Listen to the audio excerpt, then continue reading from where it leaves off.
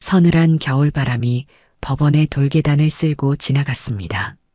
추운 날씨에도 법원은 여느 때와 다름없이 바쁜 하루를 시작하고 있었습니다. 이번 달 들어 가장 추운 날씨라는 기상청 예보가 무색하지 않게 법원 입구의 온도계는 영하 7도를 가리키고 있었습니다.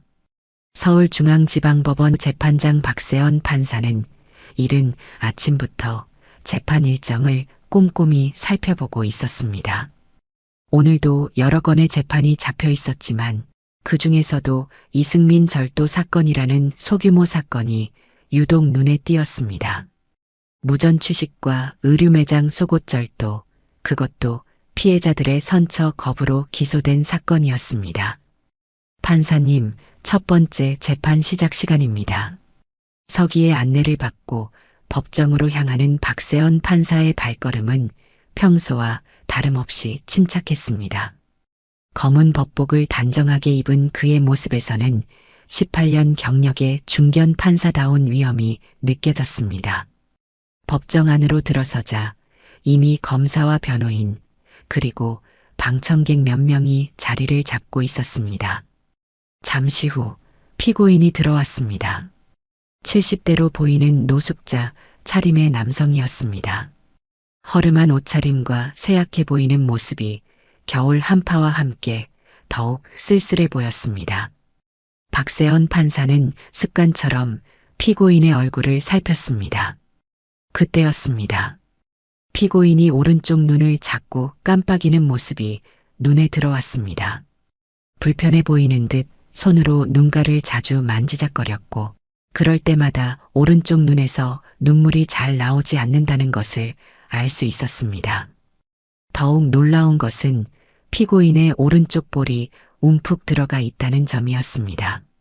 마치 수술 흔적처럼 보이는 그 자국은 박세연 판사의 기억 속에 묻혀있던 어떤 장면을 끄집어내기 시작했습니다. 아버지. 불현듯 떠오른 단어를 박세연 판사는 가까스로 삼켰습니다. 38년 전 9살 때 마지막으로 본 아버지의 모습이 눈앞에 생생하게 떠올랐습니다. 오른쪽 눈에 의한 그리고 움푹 들어간 볼. 지금 피고인석에 앉아있는 노인의 모습과 너무나도 닮아 있었습니다. 하지만 박세연 판사는 감정을 숨기고 재판을 시작했습니다. 이승민 피고인, 전달받은 공소장 내용을 확인하셨습니까? 떨리는 목소리로 네. 라고 대답하는 피고인의 목소리에서 긴장감이 묻어났습니다. 재판이 진행되는 동안 박세연 판사는 최대한 감정을 억누르려 노력했지만 피고인의 모든 행동 하나하나가 어린 시절의 기억과 겹쳐져 가슴 한켠이 먹먹해져 왔습니다. 공소사실에 따르면 이승민은 지난달 23일 한 식당에서 6,000원짜리 국밥을 먹고 돈을 내지 않았습니다. 이틀 뒤에는 백화점 의류 매장에서 2만 원 상당의 속옷을 훔치려다 적발됐습니다. 평소 노숙 생활을 하던 그는 추운 날씨를 견디다 못해 이런 범행을 저질렀다고 진술했습니다. 배가 고파서, 추워서, 죄송합니다. 피고인의 떨리는 목소리가 법정에 울렸습니다. 그 순간 박세연 판사의 머릿속에는 어린 시절의 기억이 파도처럼 밀려왔습니다. 아버지가 자신의 장난감을 고쳐주던 모습, 오른쪽 눈에 본드가 들어가 병원에 실려갔던 날, 그리고 어느 날 갑자기 사라져버린 뒤에 그 힘들었던 시간들. 하지만 지금은 판사였습니다. 개인적인 감정을 앞세울 수 없었습니다. 피고인, 이전에도 비슷한 전과가 있습니까? 아니요. 이번이 처음입니다. 검사는 피고인의 범행이 비록 소액이지만 계획적이고 상습적일 수 있다며 실형을 구형했습니다. 반면 국선 변호인은 피고인의 정신건강 상태와 생활고를 고려해 선처를 요청했습니다. 재판이 진행되는 동안 박세연 판사의 마음속에서는 격렬한 폭풍이 일었습니다. 법관으로서의 책임감과 한 인간으로서의 감정이 충돌하고 있었습니다. 그럼에도 그는 최대한 평정심을 유지하려 노력했습니다. 재판 휴정 시간, 박세연 판사는 자신의 집무실에 앉아 깊은 생각에 잠겼습니다. 창밖으로는 하얀 눈발이 날리고 있었죠. 흩날리는 눈을 바라보며 그는 서서히 과거 속으로 빠져들었습니다. 아버지, 어디 가세요? 세연아, 아빠가 잠시 멀리 다녀올게. 언제 오실 거예요? 금방 올게. 착하게 있어라. 9살 때의 마지막 대화였습니다. 그날 이후로 아버지는 돌아오지 않았죠. 어머니와 단칸방에서 살았던 그 시절, 박세연은 매일 밤 창문을 바라보며 아버지를 기다렸습니다. 하지만 시간이 흐를수록 아버지의 모습은 기억 속에서 희미해져만 갔습니다. 유일하게 선명하게 남아있는 건 아버지의 오른쪽 눈이었습니다. 5살 때였죠. 아버지가 자신의 장난감을 고쳐주다가 본드가 눈에 들어가는 사고가 났었습니다. 그날의 기억이 주마등처럼 스쳐 지나갔습니다. 아빠 눈이 아파요? 괜찮아, 세연아. 아빠는 괜찮아. 하지만 괜찮지 않았습니다. 본드로 인한 화학 화상으로 아버지는 결국 오른쪽 눈을 실명했고 의안을 끼게 되었죠. 수술 과정에서 피부 이식도 받아야 했기에 오른쪽 볼이 움푹 들어간 채로 평생을 살아야 했습니다. 박세연은 서류철 속에서 피고인 이승민의 신상 기록을 꺼내보았습니다. 나이는 72살. 아버지라면 지금 그 정도 나이겠죠. 주소는 노숙인 쉼터로 되어 있었고 가족관계는 없음이라고 적혀 있었습니다. 책상 서랍을 열자 낡은 사진 한 장이 눈에 들어왔습니다. 어머니가 돌아가시기 전 마지막으로 찍은 가족 사진이었죠. 11살 때였습니다. 어머니는 교통사고로 갑작스럽게 세상을 떠났고 박세연은 고아원으로 보내졌습니다. 세연아, 이제 우리가 내 가족이야. 고아원 시절 성격이 내성적이었던 박세연은 늘 구석에서 책을 읽곤 했습니다. 그러던 어느 날 한 의사 선생님이 찾아왔죠. 그분이 바로 지금의 양아버지입니다. 공부는 좋아하니? 네. 우리 집에서 살면서 공부하고 싶니? 그렇게 시작된 새로운 삶. 양아버지의 따뜻한 보살핌 속에서 박세연은 열심히 공부했고 마침내 사법고시에 합격했습니다. 하지만 성공한 뒤에도 그의 마음 한구석에는 늘 빈자리가 있었죠. 집무실 창가에 서서 박세연은 깊은 한숨을 내쉬었습니다. 오늘 법정에서 본 노숙자의 모습이 자꾸만 떠올랐습니다. 의안을 한 오른쪽 눈, 움푹 들어간 볼, 그리고 왠지 모르게 닮은 듯한 눈매까지. 정말 아버지일까요? 속삭이듯 중얼거린 말이 겨울바람에 휩쓸려 갔습니다. 재판 기록을 다시 한번 살펴보던 박세연은 문득 피고인의 진술 중 특이한 점을 발견했습니다. 이승민은 과거 원양어선을 탔다고 했죠. 아버지가 사라진 후 어머니가 들은 소문도 바로 그거였습니다. 하지만 지금은 확신할 수 없었습니다. 설령 아버지가 맞다 하더라도 판사로서 그가 할 수 있는 일은 제한적이었죠. 공정한 재판, 그것만이 그의 의무였습니다. 시계가 2시를 가리켰습니다. 휴정 시간이 거의 다 되어갔죠. 박세연은 감정을 다스리며 법복을 매만졌습니다. 이제 다시 법정으로 돌아가야 할 시간. 그의 발걸음은 여전히 무거웠지만 흔들리지 않았습니다. 판사님, 재판 시작 시간입니다. 비서의 노크 소리에 박세연은 고개를 끄덕였습니다. 법정으로 향하는 그의 눈가에 묻어나는 미세한 떨림은 아무도 알아채지 못했습니다. 휴정을 마치고 재개된 법정, 박세연 판사는 평소보다 더욱 신중한 태도로 재판을 진행했습니다. 법정 안에는 팽팽한 긴장감이 감돌았죠. 피고인 이승민은 여전히 오른쪽 눈을 자주 만지작거리며 불안한 모습을 보였습니다. 피고인은 범행 동기와 경위에 대해 구체적으로 진술해 주시기 바랍니다. 박세현 판사의 목소리는 의도적으로 더욱 무게감을 실었습니다. 이승민은 떨리는 손으로 법정 탁자를 붙잡았죠. 그의 주름진 얼굴에는 깊은 고뇌의 흔적이 역력했습니다. 겨울이 너무 추웠습니다. 노숙인 쉼터는 항상 10,000원이고 그날따라 배가 몹시 고팠습니다. 국밥집 앞을 서성이다가 결국 들어갔죠. 돈이 없다는 걸 알면서도. 이승민의 목소리가 점점 작아졌습니다. 그의 말투에는 후회와 자책감이 가득했죠. 검사가 자리에서 일어났습니다. 존경하는 재판장님, 피고인의 행위는 비록 소액이지만 계획적인 범죄입니다. 식당에서 무전 취식을 한 뒤 이틀 만에 또다시 의류 매장에서 절도를 시도했죠.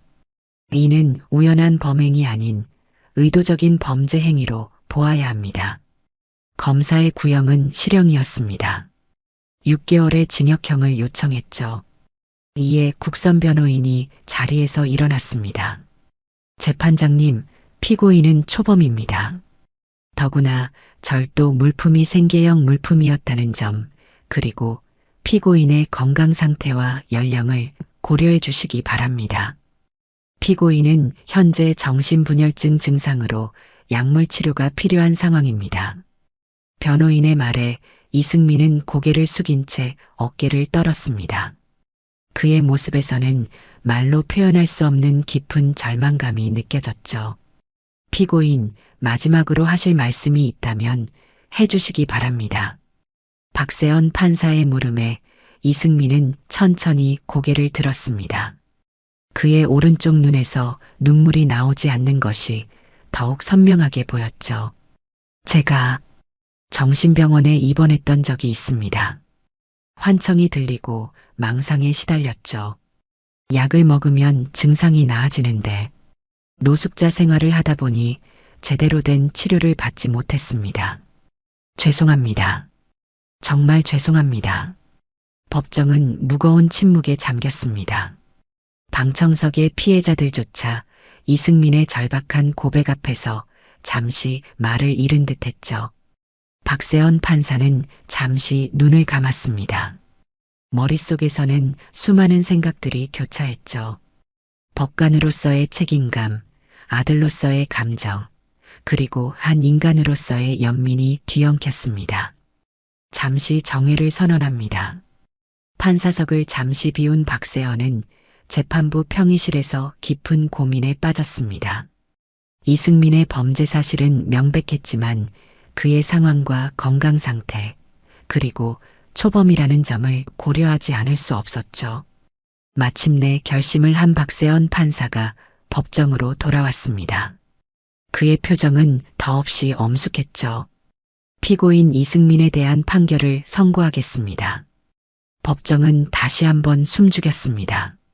이승민은 떨리는 손으로 피고인석 난간을 붙잡았습니다. 본 재판부는 피고인의 정상을 참작하여 징역 6개월의 집행유예 1년을 선고합니다. 아울러 사회봉사 200시간을 명합니다. 판결이 선고되자 이승민의 어깨가 크게 떨렸습니다. 그의 주름진 얼굴로 진짜 눈물이 흘러내렸죠. 박세현 판사는 마지막으로 덧붙였습니다. 피고인은 앞으로 성실한 생활을 하시기 바랍니다. 특히 정신과 치료를 반드시 받으시길 권고합니다. 이상으로 재판을 마치겠습니다. 법봉이 울리는 순간 박세현 판사의 가슴 한켠에서도 무언가가 울렸습니다. 이제 그가 해야 할 일은 따로 있었죠. 재판이 끝난 후 이승민의 거처를 확인하는 것. 그리고 마침내 38년 만에 진실을 마주하는 것이었습니다. 해가 저물어가는 오후 박세현 판사는 노숙인 쉼터 근처 골목길을 서성이고 있었습니다. 재판이 끝난 후 확인한 주소지였죠. 낡은 연립주택 꼭대기층 옥탑방으로 개조한 곳이었습니다. 여기가 맞나? 망설이는 발걸음을 옥탑방으로 향했습니다. 삐걱거리는 철제 계단을 올라가며 박세원의 심장은 점점 더 빠르게 뛰기 시작했죠. 계단 끝에 다다르자 희미한 불빛이 새어나오는 방이 보였습니다. 잠시 발걸음을 멈추고 깊은 숨을 들이마셨습니다. 지금 이 순간이 꿈만 같았죠. 9살 소년이었던 자신이 이제는 47살의 중년이 되어 아버지를 찾아 나선다는 게 믿기지 않았습니다. 문 앞에 서서 박세연은 한참을 망설였습니다. 두드려야 할지, 그냥 돌아가야 할지. 그때 안에서 누군가 기침하는 소리가 들렸죠. 캑, 캑. 그 기침 소리마저 낯설지 않았습니다. 마치 어린 시절 담배를 피우다 기침하시던 아버지의 소리와 똑같았죠. 박세연은 마침내 용기를 내어 문을 두드렸습니다. 계십니까? 잠시 정적이 흘렀습니다. 이어서 느릿한 발걸음 소리가 들려왔죠. 문이 열리고 이승민이 나타났습니다. 그는 박세연을 보자 깜짝 놀란 표정을 지었습니다. 판사님이 어쩐 일로? 방 안은 예상했던 것보다 깔끔했습니다. 비록 물건은 거의 없었지만 구석구석 정돈된 모습이었죠. 벽에는 오래된 달력 한 장이 걸려 있었고 구석에는 낡은 가방 하나가 놓여 있었습니다. 앉으시겠습니까? 이승민이 허둥지둥 바닥의 담요를 정리했습니다.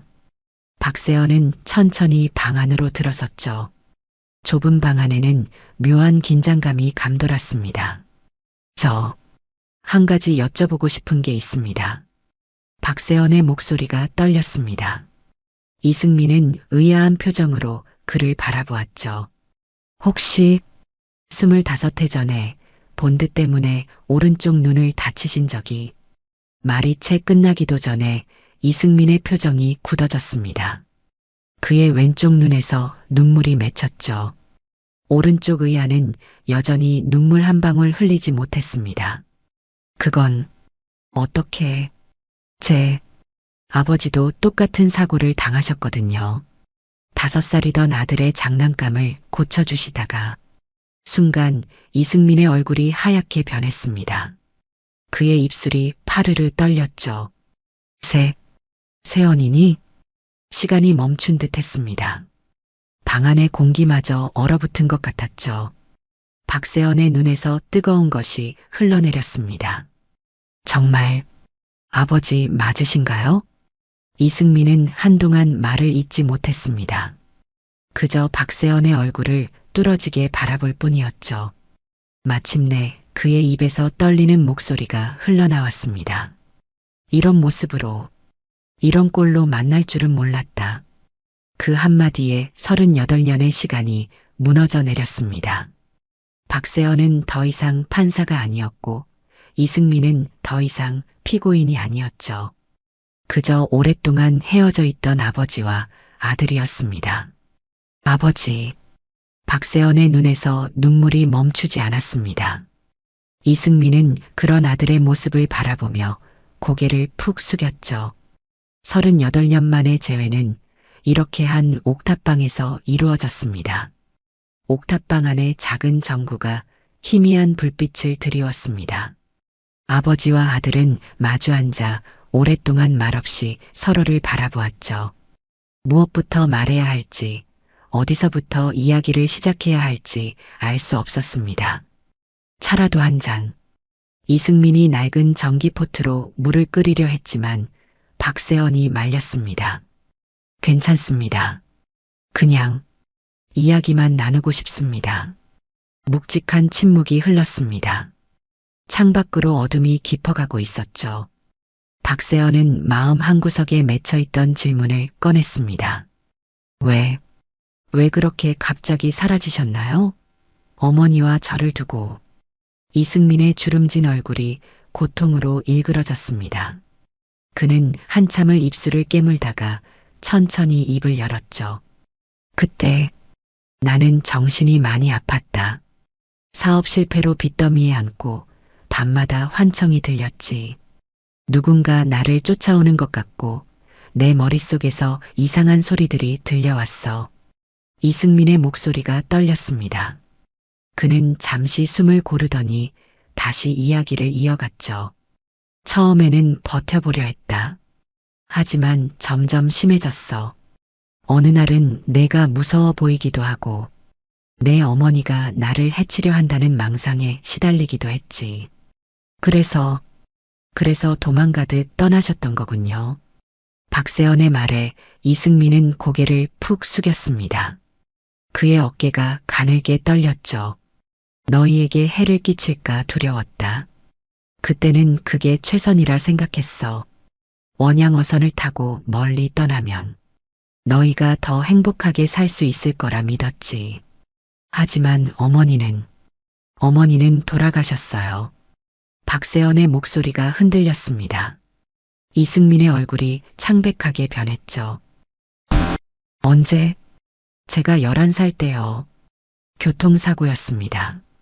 그 후로 저는 고아원에 가게 됐고 이승민의 왼쪽 눈에서 눈물이 흘러내렸습니다. 그의 오른쪽 눈은 여전히 무표정한 채로 멀뚱멀뚱 허공만 바라보고 있었죠. 미안하다. 정말 미안하다. 내가 널 찾으려 했을 때는 이미 모든 게 너무 늦어버렸더구나. 언제 돌아오신 건가요? 10년쯤 전이었을까? 원양어선에서 일하다가 다쳐서 하선했지. 너희를 찾아보려 했지만 이미 모든 게 달라져 있었어. 옛집도 사라졌고 동네 사람들도 모두 바뀌어 있었다. 이승민은 잠시 말을 멈추고 깊은 한숨을 내쉬었습니다. 그의 이야기는 계속 이어졌죠. 그때부터 거리를 떠돌았다. 약도 제대로 못 먹고 다시 환청이 시작됐지. 쉼터에서 지내다가 추운 날에는 이렇게 실수도 하고.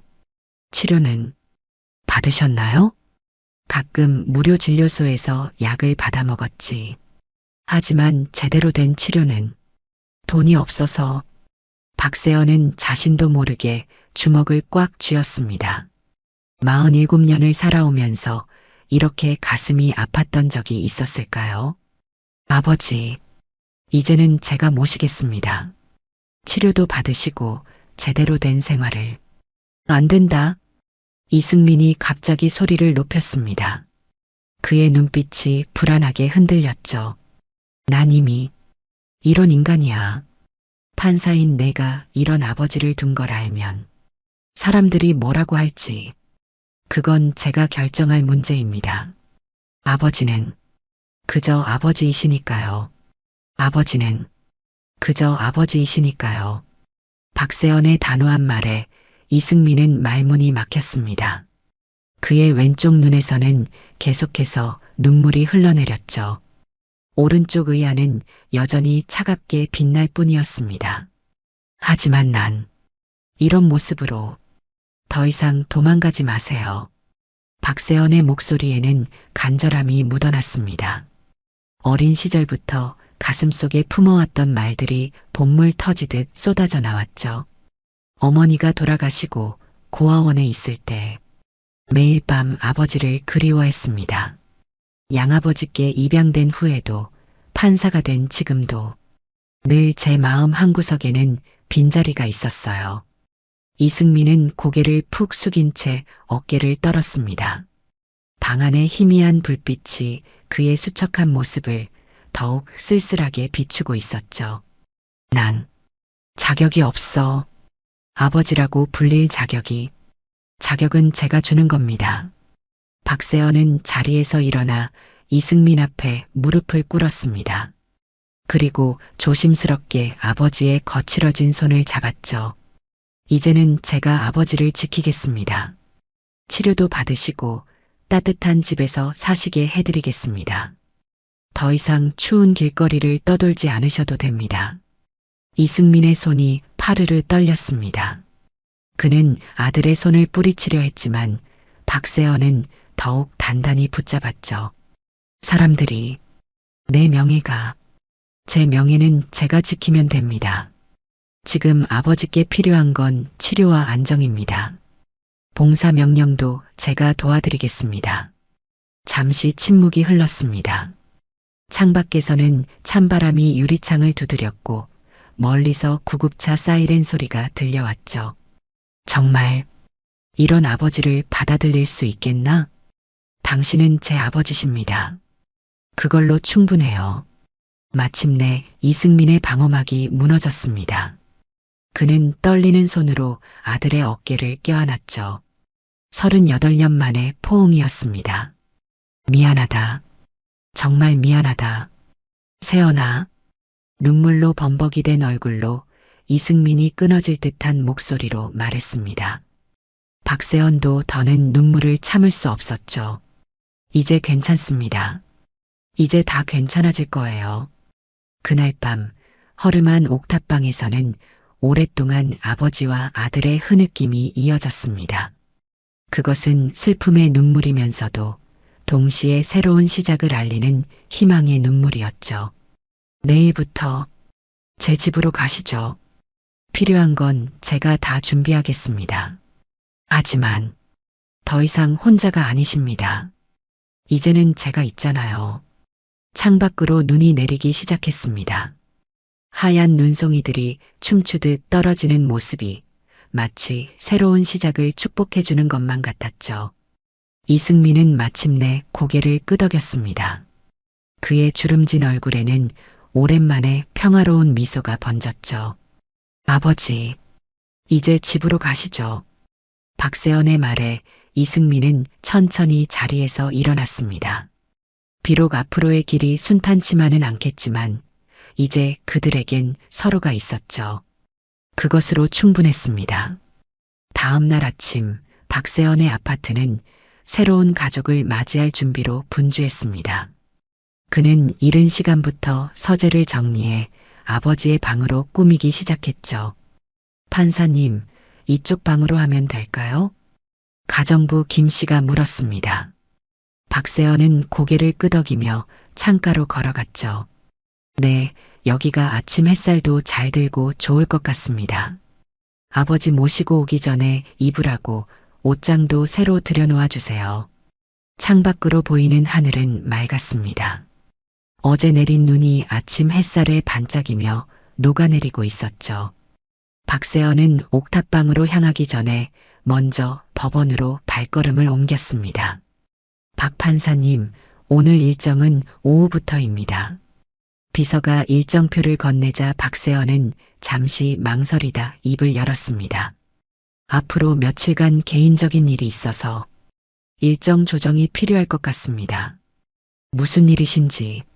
가족 문제입니다. 오랫동안 못 뵈었던 아버지를 모시게 되어서. 비서는 놀란 표정을 감추지 못했지만 더 이상의 질문은 하지 않았습니다. 박세연은 재판장 김 부장판사를 찾아가 상황을 간단히 설명했죠. 그래, 가족이 먼저지. 일정은 내가 적절히 조정해주마. 김 부장판사의 너그러운 배려에 감사 인사를 전한 뒤 박세연은 서둘러 옥탑방으로 향했습니다. 이승민은 이미 짐을 챙기고 있었죠. 많이 기다리셨나요? 아니, 짐이랄 것도 없어서 낡은 가방 하나가 전부였습니다. 평생을 떠돌며 살았던 흔적이 고스란히 담겨 있는 짐이었죠. 먼저 병원에 들렸다 가면 좋을 것 같습니다. 병원은? 돈이? 이제 그런 걱정은 하지 마세요. 제가 다 알아보았습니다. 대학병원 정신건강의학과에서는 이미 예약이 되어 있었습니다. 진료를 마친 후 처방받은 약을 들고 나오는 이승민의 표정은 한결 안정되어 보였죠. 규칙적으로 약을 복용하시면 증상이 많이 호전될 거라고 하네요. 그래, 이제는 제대로 된 치료를 받아야겠구나. 집으로 향하는 차 안에서 이승민은 창밖을 물끄러미 바라보았습니다. 도시의 풍경이 많이 달라졌다는 걸 실감한다고 했죠. 여기가 아버지 방입니다. 박세연의 집에 도착해 방문을 열자 이승민은 잠시 그 자리에 얼어붙었습니다. 따뜻한 햇살이 비치는 방은 깔끔하게 정돈되어 있었고 새 가구들이 놓여 있었죠. 이런 곳에서 내가 살아도 될까? 당연하죠. 이제 이곳이 아버지의 집입니다. 저녁이 되자 식탁에는 오랜만에 가족 식사가 차려졌습니다. 이승민은 수저를 들다가 문득 멈칫했죠. 사실 아직도 꿈만 같구나. 내가 이렇게 잘 자라서 이제부터가 시작입니다. 아버지. 식사를 마친 후 이승민은 조심스럽게 봉사활동에 대해 물었습니다. 그건 제가 알아보았습니다.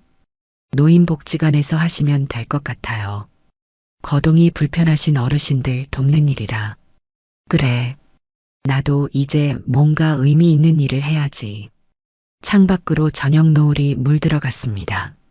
새로운 시작을 알리는 붉은 빛이었죠. 아버지와 아들은 조용히 그 풍경을 바라보며 앞으로의 날들을 그려보았습니다. 한 달이 지난 어느 봄날 아침, 박세연의 집에는 평화로운 일상이 자리 잡고 있었습니다. 이승민은 매일 아침 규칙적으로 약을 복용하고 주 3번 노인복지관에서 봉사활동을 하며 새로운 삶에 적응해 나가고 있었죠. 아버지, 오늘은 병원 가시는 날이에요. 아침 식사를 하던 박세연이 이승민을 바라보며 말했습니다. 한 달간의 치료로 이승민의 정신 상태는 눈에 띄게 호전되었고 불안한 기색도 많이 사라졌죠. 그래, 오늘은 진료 날이구나. 봉사활동도 있고 너무 무리하지 마세요. 컨디션이 안 좋으시면 쉬셔도 됩니다. 이승민은 고개를 저었습니다. 그의 눈빛에는 이전과는 다른 단단한 의지가 서려 있었죠. 아니다. 이제야 내가 살아있다는 걸 느낀단다. 봉사활동을 하면서 다른 사람들에게 도움이 된다는 게 기쁘구나. 복지관에서 이승민은 미소천사로 통했습니다. 비록 오른쪽 눈은 의안이었지만 왼쪽 눈으로 짓는 미소는 누구보다도 따뜻했죠. 특히 거동이 불편한 어르신들의 식사를 도와드리는 일을 할 때면 그 미소가 더욱 빛났습니다. 어르신, 이제 봉사활동도 반이나 끝나셨네요. 복지관 사회복지사가 이승민의 봉사활동 일지를 확인하며 말했습니다. 이승민은 수줍은 듯 웃으며 고개를 끄덕였죠. 네. 덕분에 제가 오히려 많이 배우고 있습니다.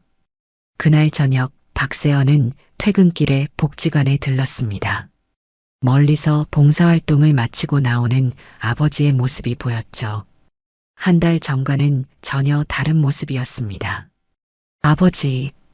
박세연이 손을 흔들자 이승민은 환한 미소를 지으며 다가왔습니다. 세연아, 오늘은 일찍 퇴근했구나.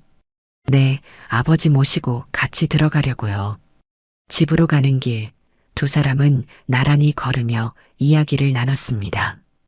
이승민은 오늘 있었던 복지관에서의 일들을 하나하나 들려주었죠. 아버지, 이제 환청은 많이 좋아지셨나요?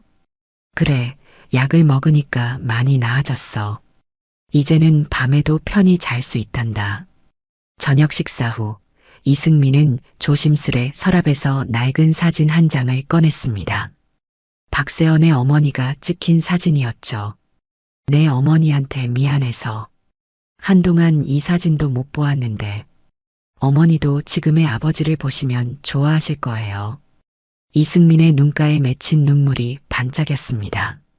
왼쪽 눈에서만 흐르는 눈물이었지만 그 속에는 깊은 감사와 후회, 그리고 새로운 희망이 담겨 있었죠. 세연아, 정말 고맙다. 아버지, 우리 이제 앞으로도 계속 이렇게 지내요. 봄바람이 창문을 살랑거리며 불어왔습니다. 마치 새로운 시작을 축복해주는 것만 같았죠. 이제 이 집에는 더 이상 차가운 겨울은 없을 것입니다. 오직 따뜻한 봄날만이 계속될 테니까요.